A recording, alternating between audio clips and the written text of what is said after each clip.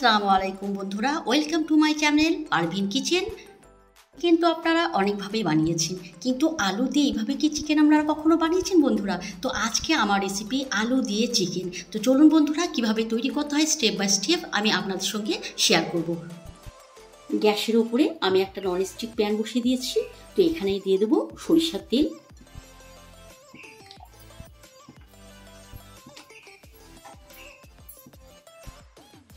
তেলটা কিন্তু গরম হয়ে গেছে।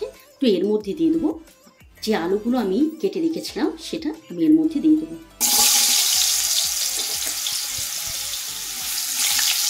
আলুগুলো দেওয়ার পর এটাকে আমি ভালো করে লাল করে ভেজে নেব। আলুগুলো দেখতেই পাচ্ছেন খুব সুন্দরভাবে লাল করে ভাজা হয়ে গেছে। এখন সমস্ত আলুগুলো আমি তুলে নেব।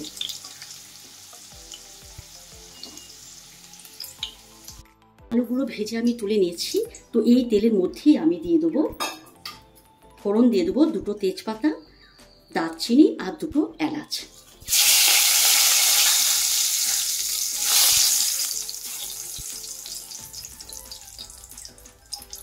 হালকা করে ভাজার পর আমি এখানে দিয়ে দেবো দুটো বড় সাইজের পেঁয়াজকে আমি ছোট ছোট করে কেটে রেখেছিলাম, সেটা আমি এখানে দিয়ে দেব। তো পেঁয়াজটাকে আমি ভালো করে লাল করে আমি ফ্রাই করে নেব। পেঁয়াজটা দেখতেই পাচ্ছেন ভালোভাবে ভাজা হয়ে গেছে।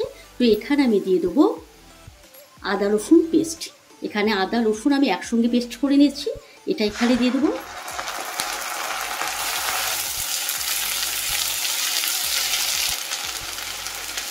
তারপর বন্ধুরা আমি এখানে দেবো একটা টমেটো পেস্ট। টমেটোকে আমি এটা পেস্ট করে নিয়েছি, চাইলে আপনারা ছোট করে কেটে দিতে পারেন।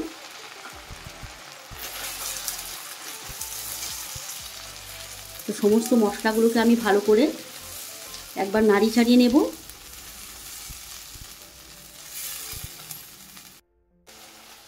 এখানে আমি দিয়ে দেবো 1 চামচ হলুদের গুঁড়ো, দেব স্বাদ অনুযায়ী লবণ, দেব 1 চামচ লঙ্কার গুঁড়ো। ঝালটা আপনারা কম বেশি করে নিতে পারেন। তো সমস্ত মশলাগুলোকে আমি ভালো করে একবার কষিয়ে নেব।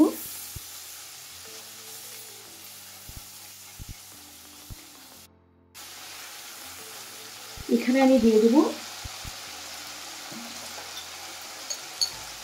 1 চামচ ধনে পাউডার,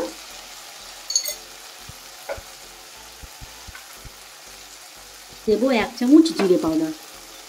তো সমস্ত মশলাগুলোকে আমি আবারও একবার ভালো করে নাড়ি চাড়িয়ে নেব।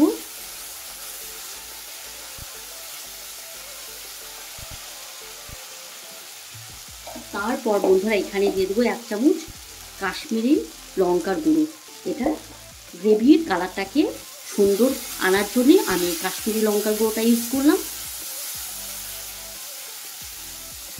মশলাটা দেখতেই পাচ্ছেন খুব ভালোভাবে কিন্তু কষানো হয়ে গেছে, আর মশলা থেকে তেল ছেড়েও দিয়েছে। তো এর মধ্যে আমি দিয়ে দেবো চিকেন।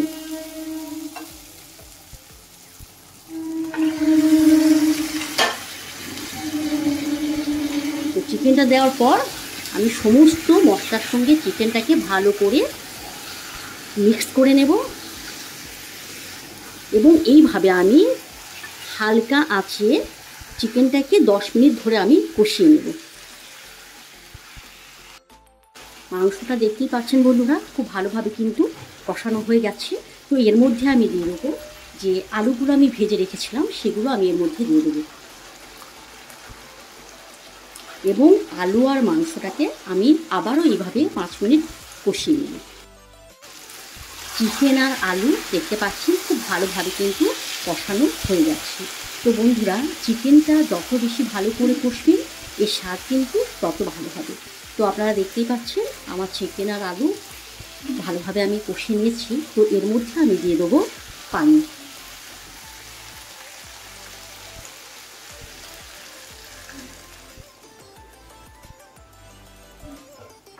তো এখানে আমি পানি দিয়ে দিলাম। গ্রেভির পরিমাণটা আপনারা আপনাদের মতো করে কম বেশি করে নিতে পারেন। তো পানি দেওয়ার পর বন্ধুরা আমি এখানে ঢাকনাটা ঢেকে দেবো। 5 মিনিট এইভাবে আমি রান্না করে নেব।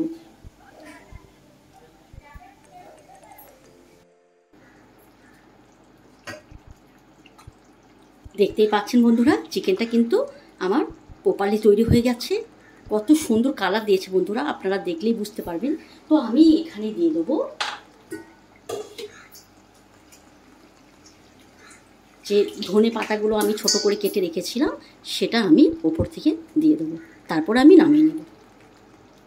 তো বন্ধুরা, আজকে আমার চিকেন রেসিপি আপনাদের কেমন লাগলো অবশ্যই বন্ধুরা আমাকে কমেন্ট করে জানাবেন। আর আজকের রেসিপিটা যদি আপনাদেরকে ভালো লেগে থাকে লাইক করবেন বন্ধুরা, অবশ্যই সাবস্ক্রাইব করে দেবেন আমার চ্যানেলটাকে। তো আজকের মতো এখানেই আমার ভিডিও শেষ, ইনশাআল্লাহ পরের ভিডিওতে দেখা হবে। খোদা হাফেজ।